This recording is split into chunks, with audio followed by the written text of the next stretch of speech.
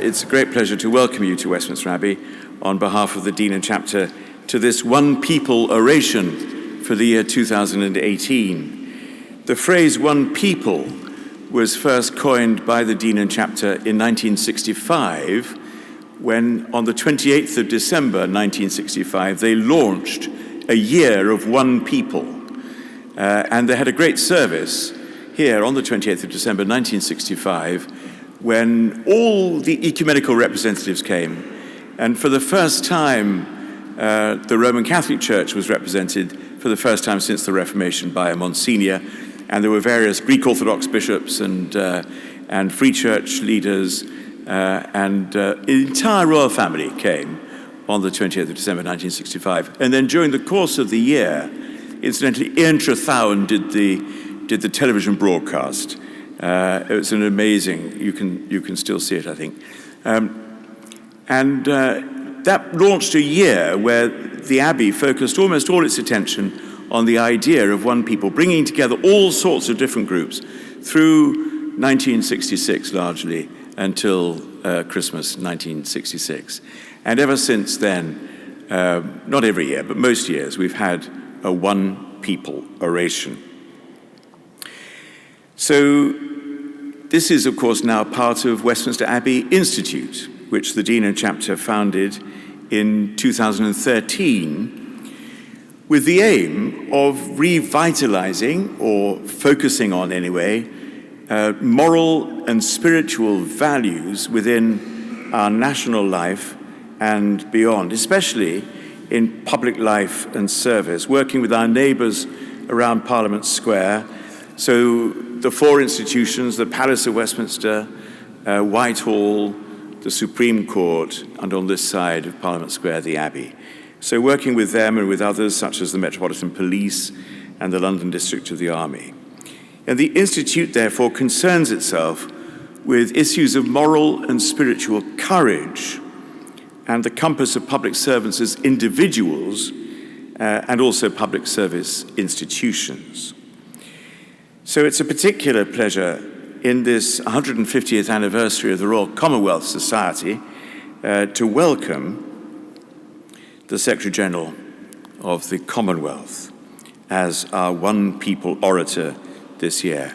Baroness Patricia Scotland is, of course, enormously well known to us all, and you have her biography upon your seats, as I'm afraid you have mine as well, but that's quite trivial by comparison. And we regard as hugely important the relationship between the Abbey and the Commonwealth. Every Commonwealth High Commissioner is welcome on their National Day or near it to read the second lesson. We pray for their country at evensong, and they almost always bring a group of people from their High Commission, from their country as well. And it's a wonderful moment for us. And one of the great high spots of the Abbey year is Commonwealth Day on the second Monday in March, which is always supported by Her Majesty the Queen and in recent years by many senior members of the royal family as well. So we treasure our contact with the Commonwealth, seeing it as a force for good in a world where there is too much disagreement. The Institute's autumn program seeks to understand better what kind of people we need to be and what kind of institutions, therefore, we need to have if we're going to embrace the global challenges of the 21st century. And we're delighted that Baroness Scotland is here to inform and inspire us on this enormously important and perhaps to some degree intractable problem. So a very warm welcome indeed to Patricia Scotland.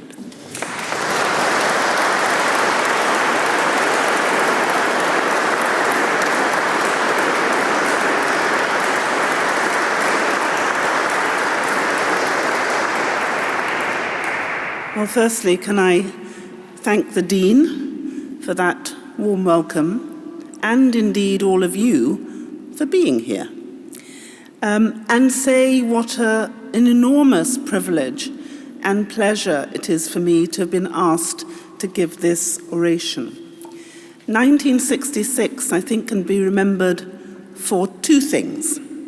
One, it was the last time that England won the World Cup. And secondly, that it was the 900th anniversary year of the consecration and dedication of Edward the Confessor, and hence this wonderful lecture series.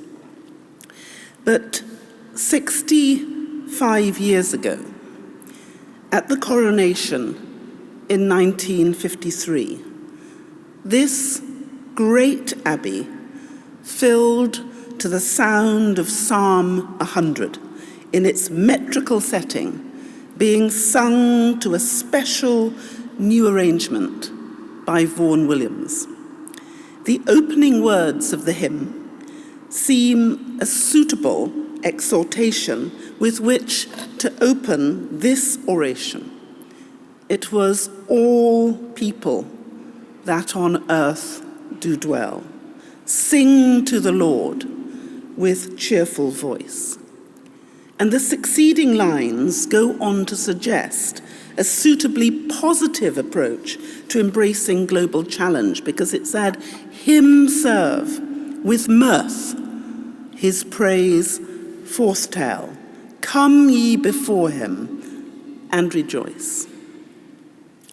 While in the Commonwealth, we may account for only a third of all people that on earth do dwell, we can lay claim to a superb record of embracing global challenges and of adapting to change, maybe with mirth, certainly with far-sighted vision and goodwill. A supreme contributory factor in such a striking achievement has been the constancy and the exemplary dedication of Her Majesty the Queen, head of the Commonwealth, at whose coronation that hymn was sung. She made her solemn vows in this hallowed place, before God and to the people of the Commonwealth. The scenes and sounds were beamed to an unprecedented global audience, to a watching world.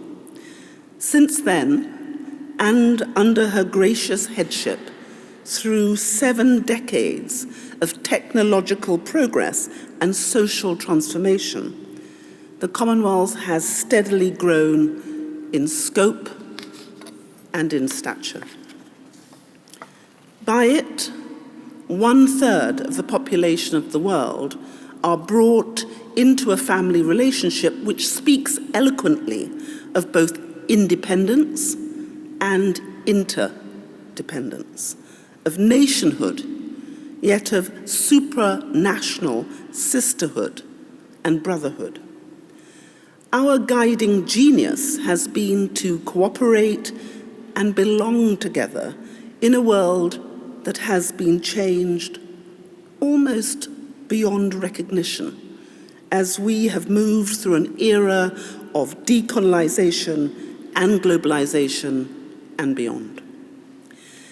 As the Queen put in her first Christmas broadcast in 1952, the Commonwealth is, and I have the temerity to quote her, a most potent force for good, and one of the true unifying bonds in this torn world.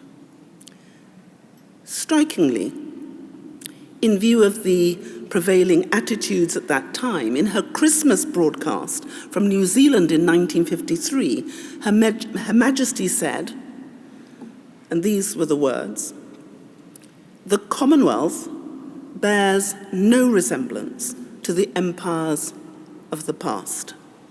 It is an entirely new conception, built on the highest qualities of the spirit of man, friendship, loyalty, and the desire for freedom and peace. To that new conception of an equal partnership of nations and races, I shall give myself, heart and soul, every day of my life.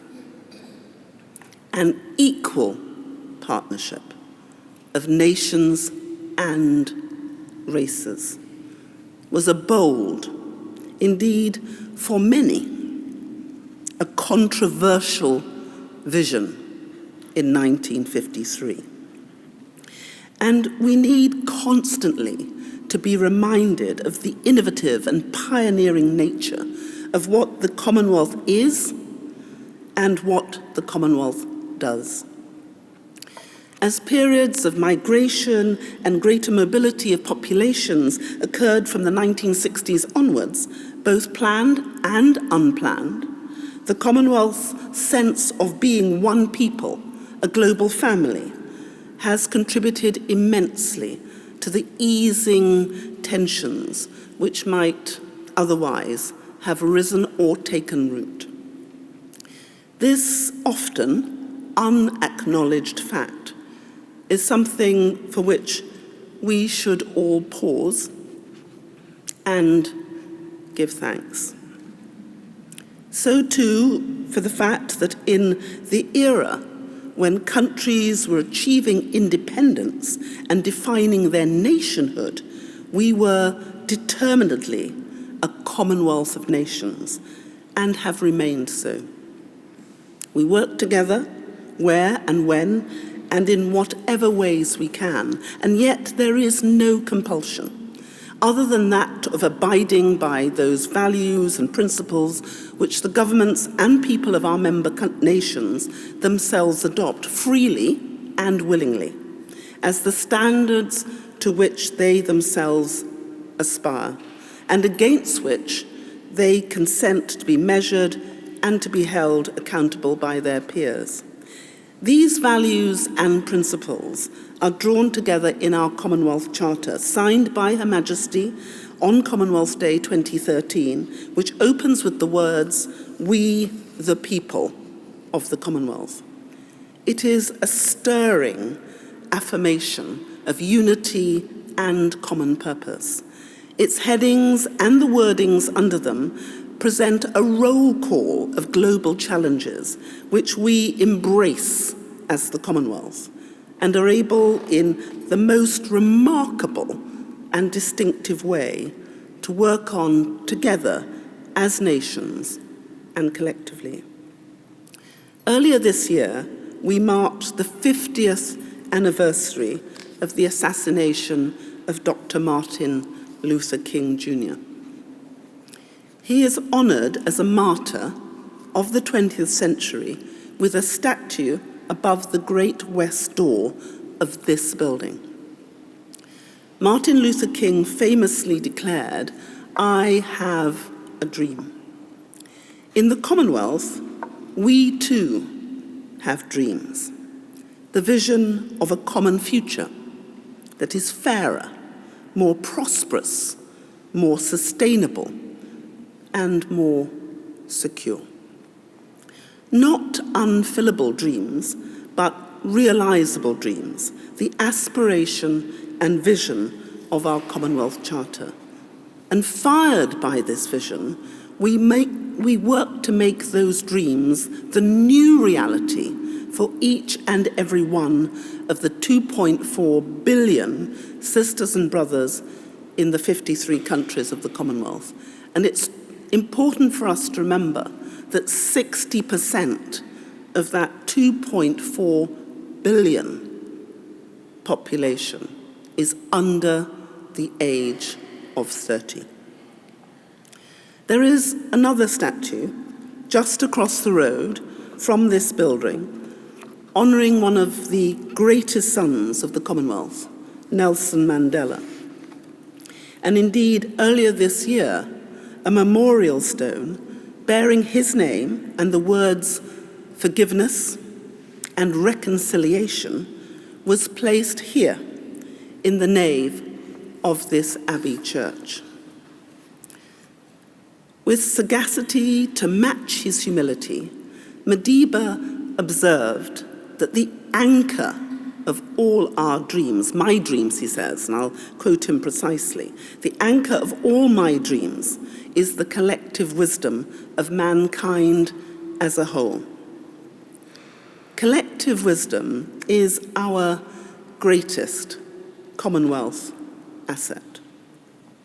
Indeed, as I said in my Commonwealth Day message this year, we draw wisdom and insights from secular streams of thought and from the many communities and traditions that are the sea of faith.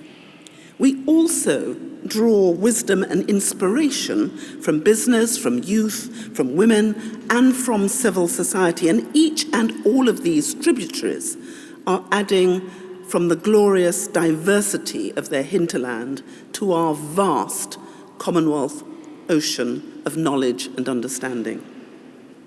This practical grounding to all our collaboration means that collectively we are responsive to needs, that as well as drawing on wisdom and experience, we share wisdom and experience of what has worked well and also of what has not worked well.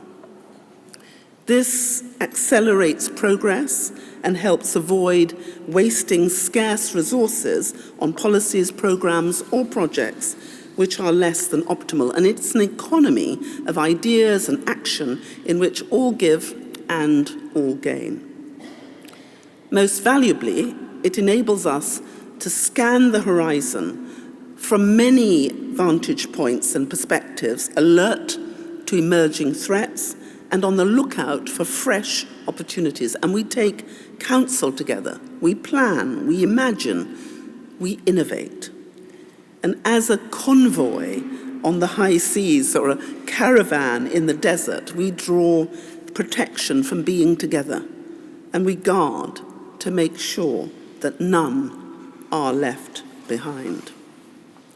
These are not just poetic flights of fancy, they are practical realities from a globalized world. And the Commonwealth was made for this moment.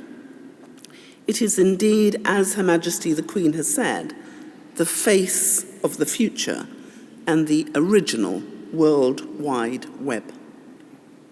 Our Commonwealth emphasis is on the multiple levels at which connection and collaboration can take place, and on the personal, the local and the regional, as much as the international. And alongside this, the Commonwealth has long been amongst the most powerful advocates and perhaps the most influential advocate for inclusiveness, for involvement by and for all.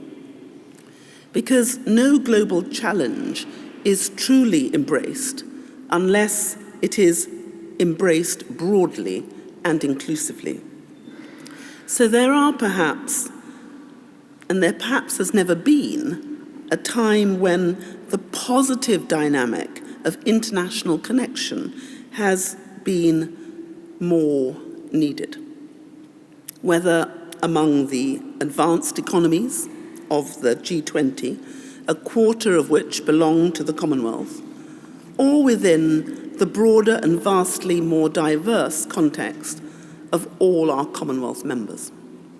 So my ambition, working alongside our countries with shared vision and common purpose, is that we should put the wealth back into Commonwealth and the common back into wealth, for the benefit and the well-being of each and every one of our 2.4 billion citizens. And I hope all of you will join me in this. We can each mobilize support for our Commonwealth in new ways through our personal contacts and professional networks. And that is how the Commonwealth makes progress and prospers. And despite what I hope I will show to be an impressively substantial and continuing record of cooperation, collaboration, and impact, the Commonwealth needs to be better resourced in order to take real advantage of the opportunities that are now available as the Commonwealth connection and as a result of all that has been done and all that has gone before. So perhaps it would be more accurate to describe it as not entirely valued, simply perhaps taken for granted or misunderstood through lack of appreciation. There continue to be some widespread misconceptions of what the Commonwealth is and what it does and what it isn't and shouldn't do. And the Commonwealth needs to be valued for what it is designed to be, and what it is configured to achieve.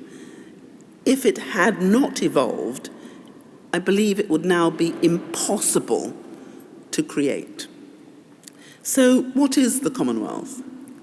The first Secretary-General of the Commonwealth, Arnold Smith, a Canadian, said the Commonwealth is a living organism, not a political blueprint. It has developed over the years, not according to any written constitution or central plan, but as a product of a long series of courageous and sometimes very difficult decisions on immediate and practical issues by statesmen from many parts of the world, distinctly human in its manifestation and expression, but built largely on personal encounters and links.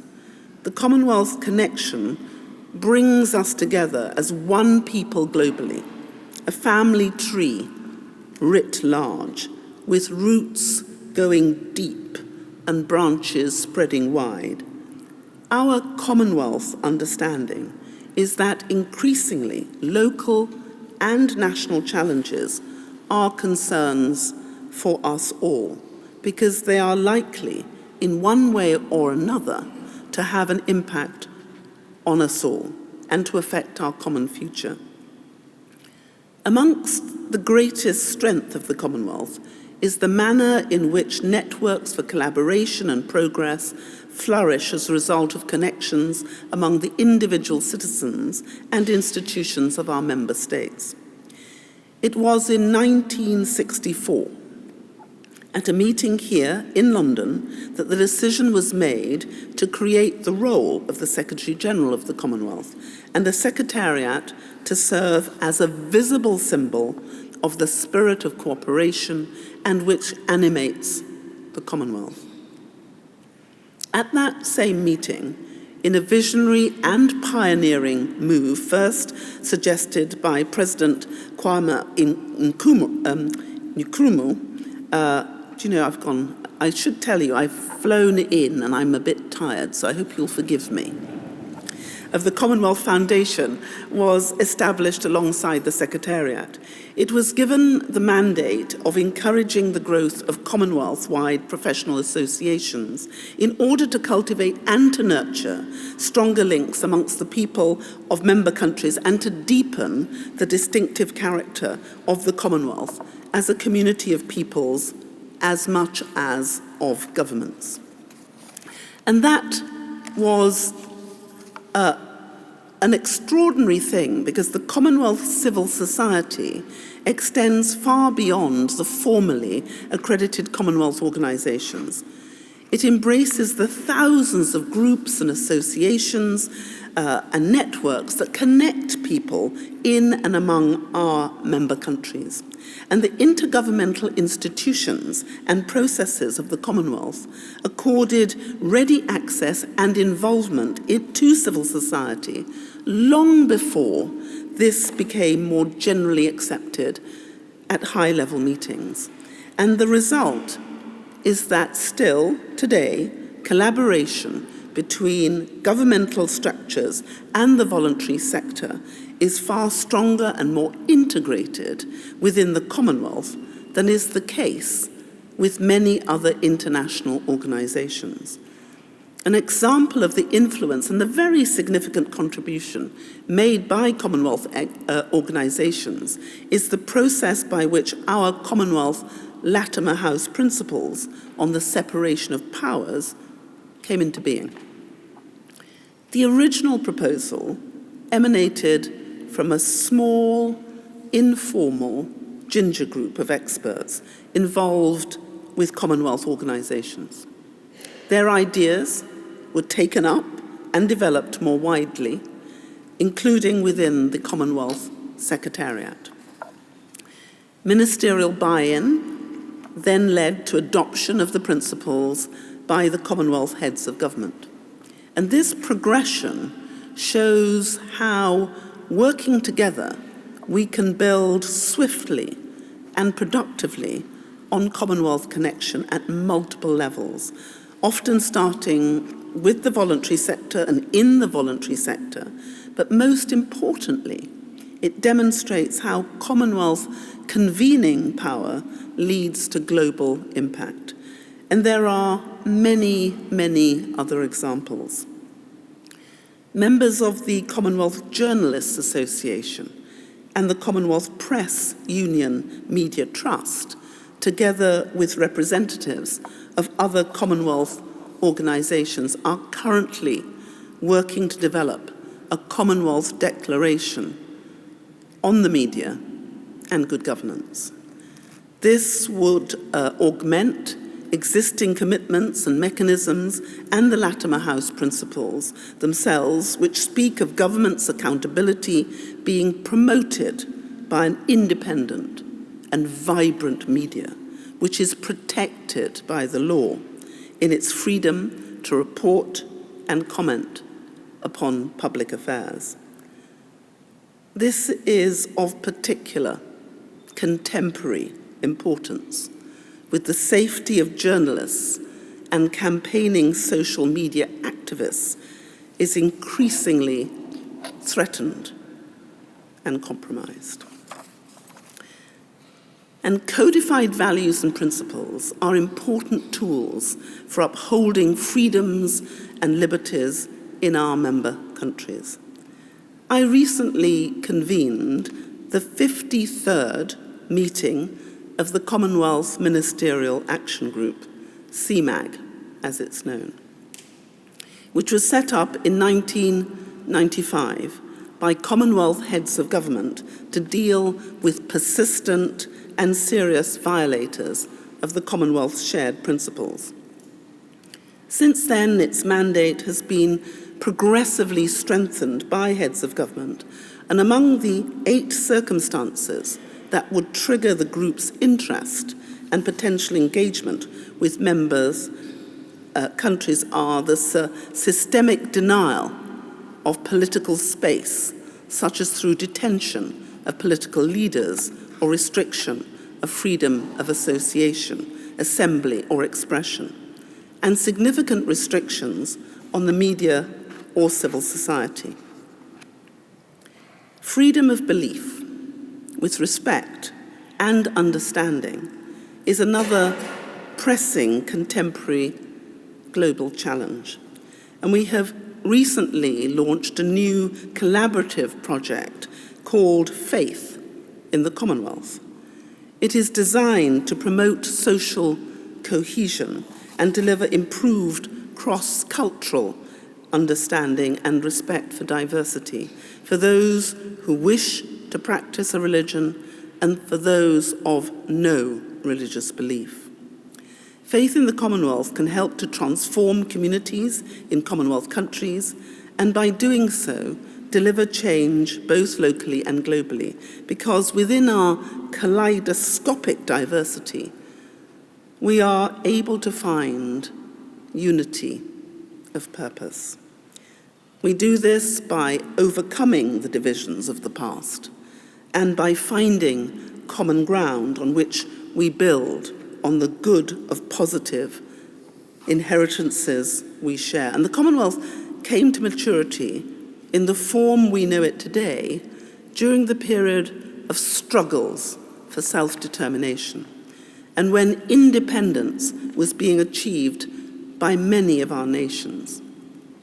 And after campaigns which had sometimes been bitter or violent, with raw political and communal division, newly sovereign countries were strengthening national identity and seizing with pride and enthusiasm the opportunities and responsibilities of self-government and destiny.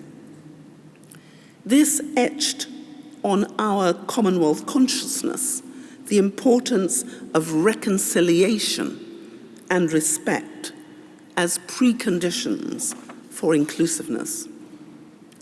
So there was determination to build on those shared inheritances, often those that had not been given due respect or prominence, as well as those which had been more ascendant. As Pandit Nehru, the first post-independence Prime Minister of India, famously said, and I quote, "In this world which is today sick and which has not recovered from so many wounds, it is necessary that we touch upon the world problems, not with passion and prejudice, but in a friendly way and with a touch of healing."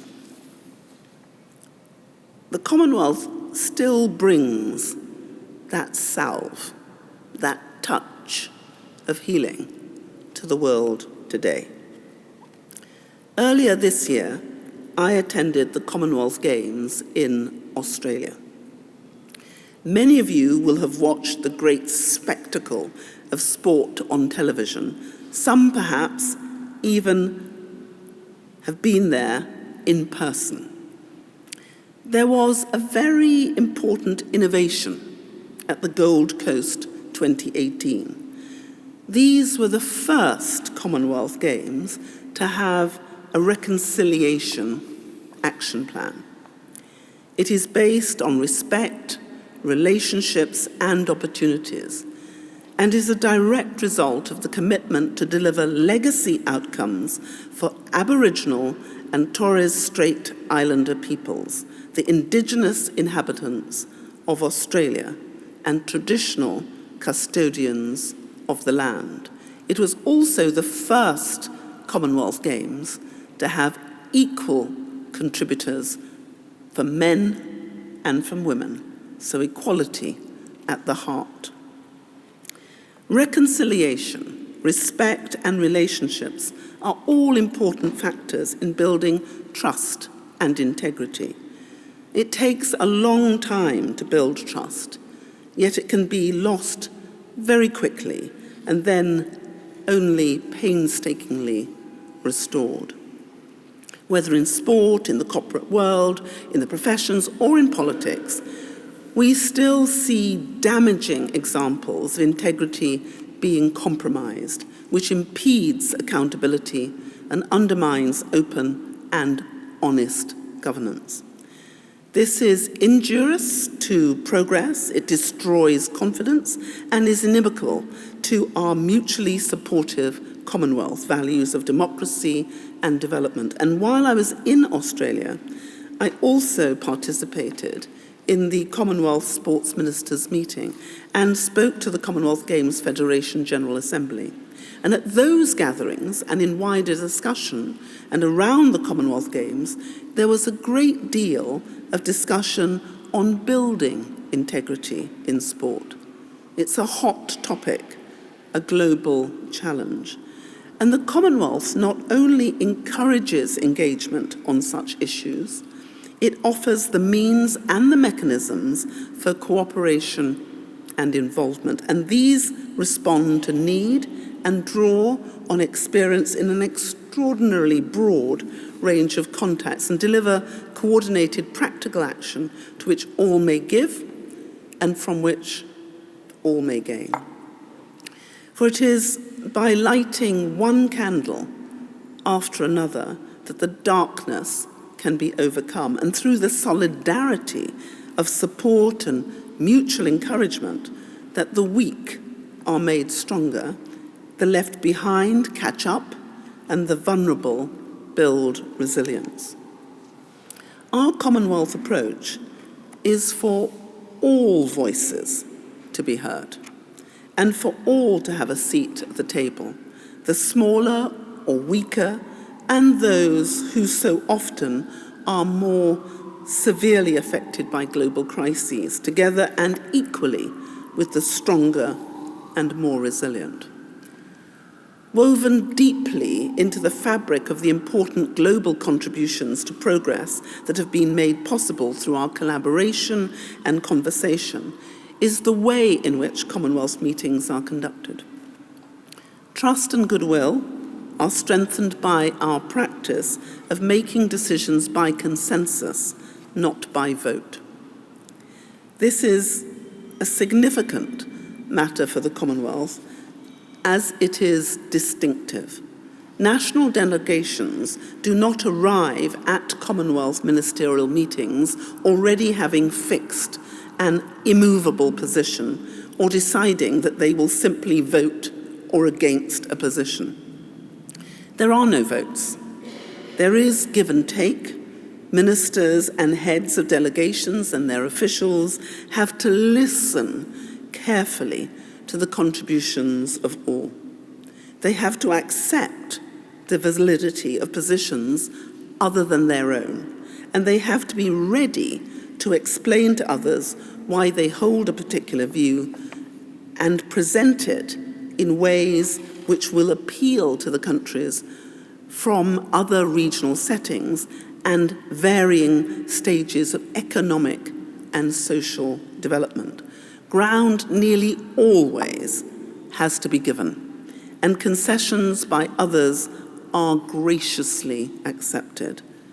And this means that there are no winners and no losers.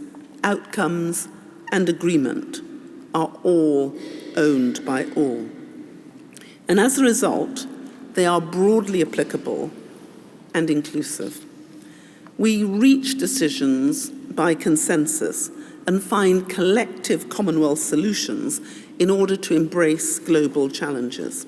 And our decisions and solutions are then often taken up more widely as blueprints where agreement has seemed elusive or progress unlikely. And this is because countries which are not members of the Commonwealth recognize that agreement reached by consensus among nations so diverse and geographically widespread as our members is likely to take into account global needs and concerns and to be broadly acceptable to all. For example, in 2009 at COP15 in Copenhagen, consensus was reached at the Commonwealth Heads of Government meeting in Trinidad and Tobago on the need to call for a multi-billion-dollar annual global adaptation fund to support developing countries.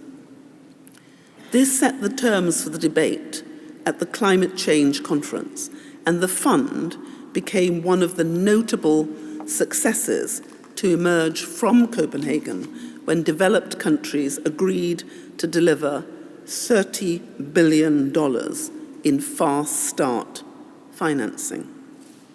Similarly, before COP21 in Paris, which opened immediately after the conclusion of the 2015 Commonwealth Heads of Government meeting in Malta, Commonwealth consensus was reached on the need to mobilize global and national efforts to hold the increase in global average temperatures below 2 or 1.5 degrees Celsius above pre-industrial levels. And this was agreed to be necessary in order to adapt to the adverse impacts of climate change and to achieve sustainable economic and technological transformation, both in mitigation and adaptation. And such actions carry forward a long and impressive narrative in which the Commonwealth has been right at the forefront of global action on climate change. It's significant that it was way back in 1989 when the Langkawi Declaration was made, which I'll come to in a little while, but that was the gun. 27 years ago, and 3 years before the Rio Earth Summit of 1992, Commonwealth leaders signed the Langkawi Declaration on the environment, which for the first time collectively cited the greenhouse effect on one of the main environmental problems facing the world. The declaration recognized the threats posed to islands and low-lying coastal states by rising sea levels and other perils of climate change resulting from global warming. This record of engagement in tackling broad range of global challenges, or perhaps I should say embracing a broad range of global challenges, was continued at the outstandingly successful Commonwealth Heads of Government meeting here in London at Windsor earlier this year. There were important meetings of foreign ministers and other gatherings convened alongside the principal meeting, CHOGM, as it is more generally known. And the communiqué and declarations issued from that bear witness to the breadth of engagement, and their titles resound with promise. And I think it's important for us to remember that at the time that meeting took place, there had been no agreement at the G7, no agreement at the G20, and there was dissonance globally on so many issues. So it was extraordinary that 53 leaders from 6 different regions from right across the world came together as a Commonwealth of nations and agreed on everything. Absolutely everything.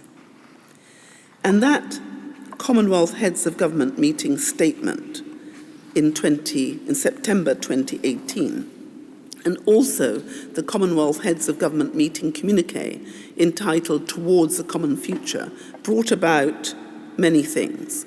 The Commonwealth Blue Charter was adopted. The Commonwealth Cyber Declaration was issued. Heads also made an important declaration on Commonwealth connectivity agenda for trade and investment. They revised the Commonwealth guidelines for the conduct of election observations in member countries, and that too was adopted. And there were also statements and other outcomes from the associated gatherings for business, youth, women, and civil society. So let me say more about just some of the outcomes of CHOGM, because they will give an indication of how Commonwealth cooperation achieves positive global impact and how we embrace global challenge. Our 2018 trade review was presented at CHOGM. It shows that even though the Commonwealth is not constituted as a formal trading bloc, trade and investment among our members is strong and growing. When Commonwealth countries trade with one another, they enjoy a 19% cost advantage when measured against comparable country pairs. We call this the Commonwealth advantage. Our common language, our shared inheritances, and similar systems of regulation and administration based on common law bind us together, making transactions easier and bringing many efficiencies when we trade with one another. Our research shows that the common law inheritances of the Commonwealth, which prize the sanctity of contracts, plays a key part in explaining this Commonwealth trade advantage. A very significant new finding is that Commonwealth countries, on average, enforce commercial contracts far more swiftly, taking 20% less time compared to the world average. And I hope we will capitalize on this to make even more of our inbuilt affinities that we enjoy. So with world growth now on the rebound, after a massive slump following the global financial crisis a decade ago, we project that intra-Commonwealth trade should reach around $700 billion by 2020. And if the work that's now being undertaken to create the African Continental Free Trade Area and the WTO Trade Facilitation Agreement takes root, there's a realistic prospect that that might reach $1 trillion. Or even more, if we can capitalize on the common synergies which are clear in our joint work to implement the WTO Facilitation Agreement. This rising share of intra-Commonwealth trade underlines the growing significance of Commonwealth markets for many of our member countries. Our research finds that there are enormous untapped opportunities to boost intra-Commonwealth trade in goods, services, and the digital economy. And for example, we found that we can grow intra-Commonwealth merchandise exports by 5% if we reduce by 10% the red tape and the paperwork confronting exporters in daily transactions. And this would be a relatively simple, since 42 of our 49 WTO Commonwealth members have already ratified the WTO Trade Facilitation Agreement. And of course, sustaining growth depends on there being enabling conditions in the world economy. But with rising protectionism and sentiments and the backlash against globalization in many countries, and even talk about trade wars, the role of the Commonwealth becomes increasingly important as a positive influence for strengthening trade links across boundaries and building prosperity in which all can share. At CHOGM, our heads of government expressed strong support for the multilateral trading system and adopted 6-point Commonwealth connectivity agenda for trade and investment. The vision is of building on Commonwealth advantage to increase intra-Commonwealth trade to $2 trillion by 2030 and expand intra-Commonwealth investment. The fact that Commonwealth countries have similar regulatory systems offer ready opportunities for greater alignment, which would further contribute to reducing trade frictions. And the Commonwealth Connectivity Agenda recognises the importance of the multilateral trading system in ensuring the integration of small, vulnerable, and least developed countries and countries in sub-Saharan Africa, the Caribbean, and the Pacific into the world economy. The 6 points of the declaration are first, physical connectivity, focusing on trade facilitation, best practice, and infrastructure development and trade information. Digital connectivity, focusing on supporting the development of national digital economies, improving regulatory frameworks and best practice on digital infrastructure. Business-to-business connectivity between the public and private sector for micro, small, and medium-sized enterprises, and to enhance the private sector role in performing and promoting the blue and green economy. Inclusive and sustainable trade, that's ensuring the economic empowerment of women, youth, is mainstreamed in all sectors. And a donor agreement for our Commonwealth Small States Trade Facility was signed during CHOGM with India, Malta, Mauritius, and Sri Lanka providing generous financial support. And if we are to meet our sustainable development goals, we are going to have to build prosperity in our countries. And this innovative facility allows Commonwealth small states to access the finance that they need to develop trade and sustain economic and social development by encouraging international banks to make more finances available to them. And then there is the important Commonwealth Cyber Declaration. In this, our heads of government set out their shared vision for cyberspace, including the areas such as economic and social development and online rights, and all countries committed to take action to strengthen cyber systems by 2020. And the declaration is the most comprehensive and geographically diverse intergovernmental commitment to cybersecurity cooperation. It recognizes that cyberspace boosts social, economic development and facilitates a common space within which diversity and richness of Commonwealth identities can be expressed. However, cybercrime does not respect national boundaries, so we need international cooperation and a vision for how cyberspace should be governed. At the Commonwealth Secretariat, we are working with our member countries to strengthen their capacity to detect cybercrime and are providing technical assistance to member countries on building their cybersecurity capacity.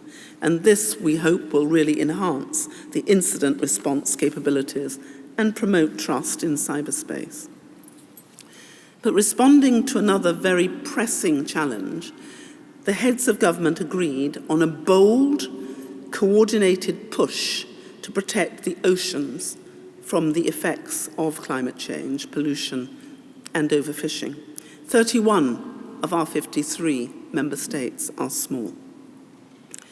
Their landmark decision to adopt the Commonwealth Blue Charter will affect 1/3 of the world's national coastal waters, helping to sustain livelihoods and ecosystems globally.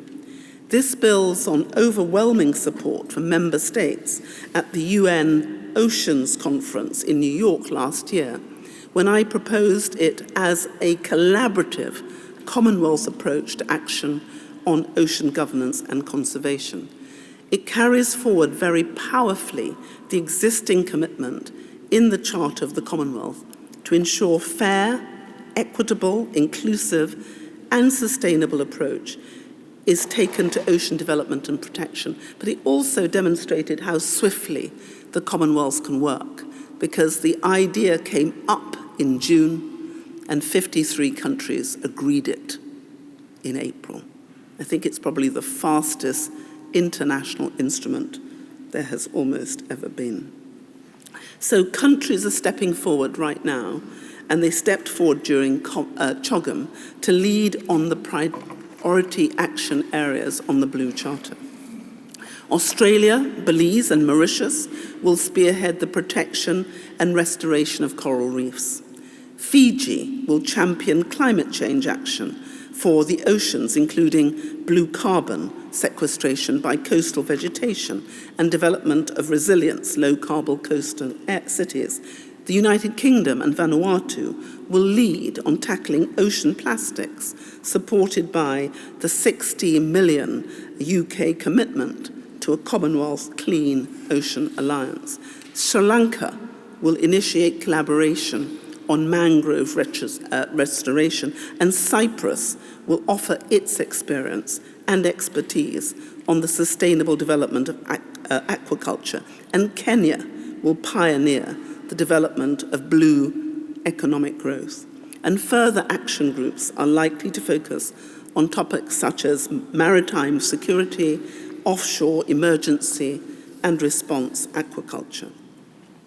And really grave concern has been expressed that without urgent action to mitigate climate change, to reduce vulnerability and increase resilience, the impacts of climate change could push an additional 100 million people into poverty by 2030. So the heads recognize that temperature and sea level rise and other adverse impacts of climate change are a significant reality and risk to many of our vulnerable Commonwealth countries. They renewed their commitment under the Paris Agreement to keep the increase in global average temperature to well below 2 degrees Celsius above pre-industrial levels, and to pursue efforts to limit the temperature increase to 1.5 degrees Celsius above pre-industrial levels. And in their communiqué, heads also expressed their support for a range of innovative financial solutions, both public and private, and include disaster risk insurance to enhance adaptive capacity and boost resilience, noting the importance of the Commonwealth Climate Finance Access Hub, amongst other things, in supporting member states. And they called for consensus on the use of the vulnerability measures to target appropriate support for those member countries most affected by natural disasters, including extreme weather events dependent on need. And their recognition that small states constituting over 60% of our membership, the Commonwealth has always been a strong advocate for the causes of small states and has consistently raised international awareness of their inherent vulnerabilities. So the Commonwealth's commitment to inclusiveness means we have special concerns for the difficulties and needs of our smaller countries and those with economies at stages of development which render them less resilient to the sudden economic shocks, whether these result from global market crises, extreme weather, or natural disasters. And as a recognized voice and champion of small states, we have long been at the forefront of the policy research and the global advocacy to build resilience and support sustainable development and economic growth.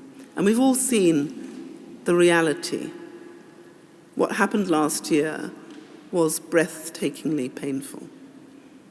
It started with mudslides in Sierra Leone. Hundreds died. Desertification across Africa. Then we had floods through Asia. First Sri Lanka, Bangladesh, Pakistan, India. And it moved on then throughout the Caribbean. Hurricanes, some of the biggest hurricanes we have ever seen. Hurricane Irma, Hurricane Maria, destroying many of the islands. And then we saw earthquakes move through the Pacific. And then even here in Europe, we had Hurricane Ophelia. 3 died. So we know that this isn't just statistics. This is about lives, this is about people, and this is about urgency. And what have we seen this year? The floods in Kerala. I just came back from Bali, and we had the devastation in Indonesia. But as we sat in the finance ministers' meeting, there was another quake, and many woke at 4 a.m. in the morning. And what did we discover? More people had died. So when we talk about this climatic change and the need to respond to it, it's real, it's human, and its potential devastation is heartbreaking. So this concentration by the Commonwealth on climate throughout all these years, I think, has been needed and is still needed. But it also means that we have to continue to champion some of the innovative and gender-responsive solutions to address some of the common challenges, such as inequality, the changing nature of work, and the persistent poverty. It reflects our Commonwealth understanding that when women and girls are given equal opportunities to succeed, they can be powerful agents of change, driving stronger economic growth, encouraging greater peace and cooperation, and improving the quality of life in their communities. So we can be proud of the commitment made in the 2018 CHOGM communiqué to implement legislation, policies and programs which mainstream and promote gender equality and the empowerment of women and girls in all areas of social, economic and political life. And these are examples of contemporary global challenges which the Commonwealth is well fitted to embrace and is embracing. The magnitude of the challenges is matched by the altitude of our ambition and by what one external observer characterised as the special ability of the Commonwealth to bring soul to international affairs. And there is a special feeling of family in the closeness and the symbiotic nature of the relationships that ministers and their supporting officials enjoy with Commonwealth networks of practitioners and professionals active in their spheres of responsibility. The organic and human characteristics of the Commonwealth's growth and development brings immensely valuable goodwill and trust to our relationships and in the way we do business. That we are family, not foreign, is recognised by the fact that our member nations are represented to one another by high commissioners, not ambassadors. Having a common language makes it easy for us quickly to get down to brass tacks, and our shared sense of humour also adds immeasurably to our Commonwealth ability to diffuse tension and also to understand nuance and to convey strongly held views or positions in ways which, although powerful, are not offensive or divisive. All these factors contribute to our collective Commonwealth genius for making progress by embracing global challenges. So let me conclude by recalling more words of the great champion of the Commonwealth, Nelson Mandela, the centenary of whose birth we mark this year. As a young man, he stood in the street outside this great Abbey church, looking skywards, and dreamed of a better future. He said, and I quote him, "Vision without action is just a dream. Action without vision just passes the time. And vision with action can change the world." Madiba also declared, "The Commonwealth makes the world safe for diversity." So it is with vision and by action that we work as the Commonwealth to make our world safe for diversity. Together, we truly are making progress towards becoming one people and towards a common future, a future which is fairer, more prosperous, more sustainable, and more secure. Thank you.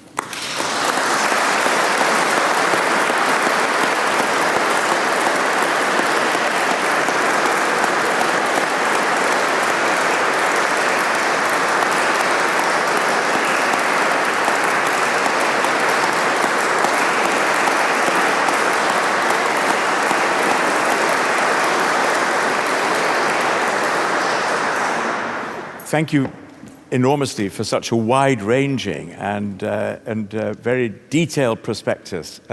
We might just have a moment for a couple of questions.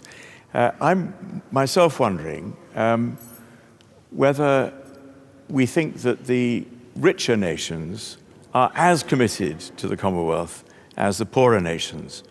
I'm conscious of the fact that our attention in this country has turned so much after the last 40 or so years to Europe. And I've often felt that the Commonwealth, the flag is being waved by the Queen and by the Abbey, but not by everyone else. Is that the case as you see it, or is there a common commitment emerging? I think there has always been an appreciation of the Commonwealth, but I think there is now a reawakening. And part of that reawakening has been as a result of there being an answer as to what is the Commonwealth for? What does it do? What is its added value? And one of the reasons that we have perhaps concentrated on some of the aspects of trade and good governance is that we know that in order to fulfill the Sustainable Development Goals, which are the 16 elements of our charter, we have to find ways of making our countries more prosperous. So I think there has been a reawakening, certainly in the last 2 or 3 years, a recommitment and a reassessment of the real value of the Commonwealth. But of course, we await a commensurate redoubling of the financial and other support which would give voice to that enhanced commitment. Thank you very much.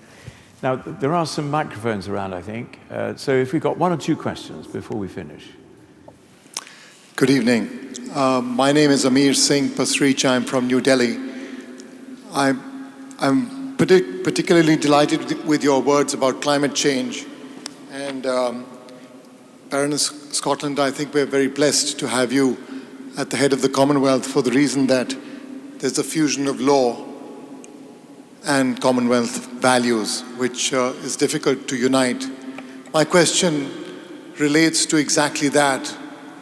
I think Commonwealth values include climate change, and somehow we need to cast a duty on ourselves, not only as Commonwealth citizens, but also for Commonwealth companies, towards changing the way we approach the environment, being more responsible, using less plastic, discharging less effluents, and doing things like that. I made a similar comment at the International Bar Association conference 4 days ago in Rome, and my point was the same, which is that, is there some way we can cast a duty on ourselves by making the rule of law twist itself into accommodating what used to be called natural law, a body of moral rules, to include the morality of bringing in duties for climate change, for environment? Thank you. So we'll take the 2 questions together and then Baroness Scotland to answer. Hello, testing. Thank you very much for your very extensive description of the Commonwealth. David Spence is my name, from Vancouver Island, British Columbia, on the west coast of Canada. And I was wondering if you could say some more about the faith in the Commonwealth, reference that you made, recognizing the diversity of religion and spirituality in the Commonwealth. Well, firstly, if I can, I hope give you good news in relation to our push for climate. Over the last 2 years, in the Secretariat, we were working hard to see whether we couldn't create a more regenerative approach to climate, which would be a holistic response, which would make a difference on the ground. And one of the main ways of doing that is looking at how law operates and how we can help to inculcate into the legal framework the sorts of principles which would make our countries more climate resilient. So what we have worked on is a climate change toolkit. We've worked on it with the UN and other agencies to create framework legislative provisions which could be introduced into our countries to give more resilience to the delivering of the Paris Agreement. And that toolkit has been launched. It is being modeled and being piloted now by a number of our countries who are finding it increasingly helpful. So that's the first thing. And if you would be interested, please look at our website where we've created the Commonwealth hub, the innovation hub, which includes our common earth issues, but also the Office of Civil and Criminal Justice Reform. So we're making these models available and hoping they'll implement. But if you look at the Blue Charter was something that frankly I came up with because we had the values of our Commonwealth Charter, but the question was, how could we distill those values and apply them to what we needed to do for the oceans? And from that came a wealth of support from right across the Commonwealth, where all our members basically said, this is something we want to do. And so they agreed to it in June, and we were able to craft, the Secretariat was able to craft with our members a Commonwealth Blue Charter, which has now been endorsed. So it's a real example of what law and environment can do together. If I can come to faith in the Commonwealth, the reason that this project was brought together is because in our Commonwealth, we have every faith known to man and those of none at all. And yet the respect and the warmth, and actually people don't often use this, but what you find in our Commonwealth meetings is the love that there is between members of our Commonwealth from such various traditions is really an example. And so the project brought together young people in a number of different countries. We've tried 4 countries, bringing individuals from all different faiths and those of none to participate and to work on projects. It has been one of the most successful pilots we've ever had, and we are looking for money now to continue it, to implement it in many other countries. And that led us to doing something quite extraordinary. We launched the Commonwealth Community Cricketing Cup.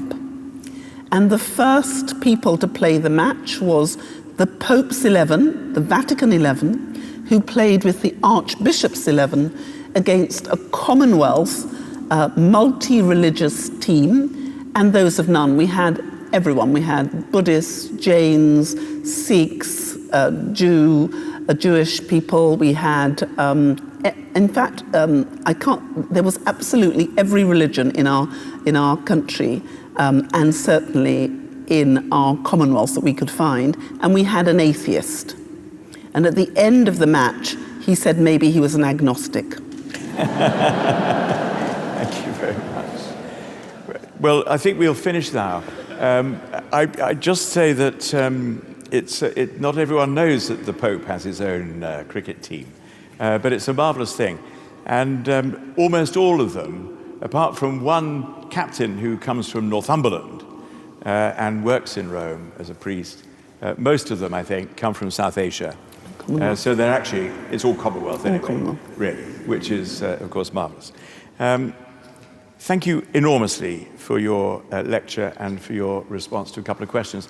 There is a chance for everyone to have a further conversation with Baroness Scotland, because there is a glass of wine, if you'd like to join us, in the South Transept in a moment. But before we get there, please fill in your evaluation form.